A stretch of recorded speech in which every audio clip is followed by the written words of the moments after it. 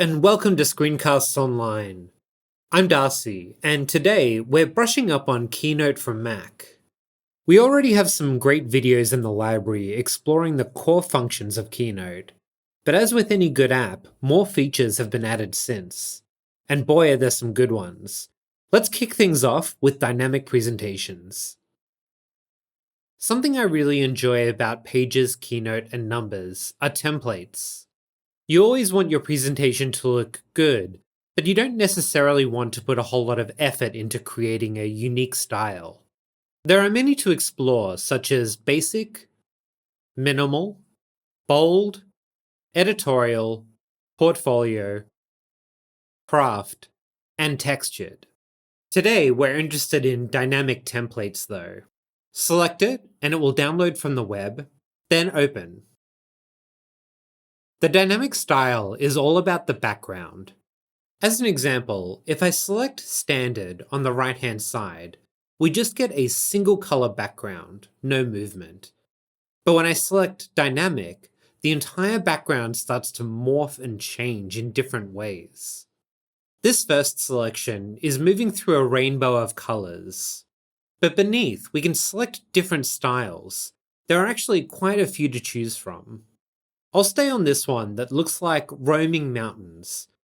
These will go on forever so long as this particular slide is open. Notice that all of the text boxes are overlaid on top of this background image. We can customize this background also. The arrows beneath correspond with different colors. If you select one, you can change it using the color chart. I'll select a red tone. If I select another one, I can change it to make it more light. See the effect that it has on the background. And then I'll actually move the third arrow forward and back. See how there's more or less blue in the overall background as I move the arrow. I can use the slider beneath to change the movement speed. I've slowed it right down, so it's moving at a glacial speed.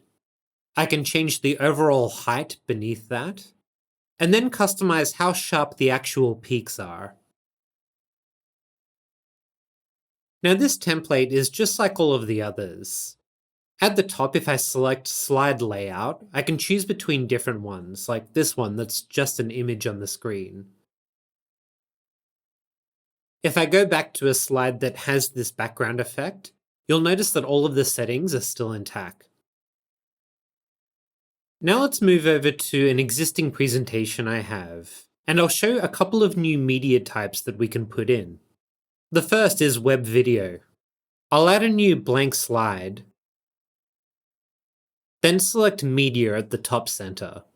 There's a lot you can add here already, like photos or videos, music, and image gallery. Select web video though. I think, especially as people are using Keynote more and more for presentations over Zoom or FaceTime, that adding a web video is a great way to help illustrate a point. Just copy the URL link from your browser, paste it here, and select Insert. The video appears in its own window. If I click the play button, it will load and begin playing the video right in our slide. If you uploaded the wrong video or just want to change the video, hit the Replace button in the top right corner and put a new link in.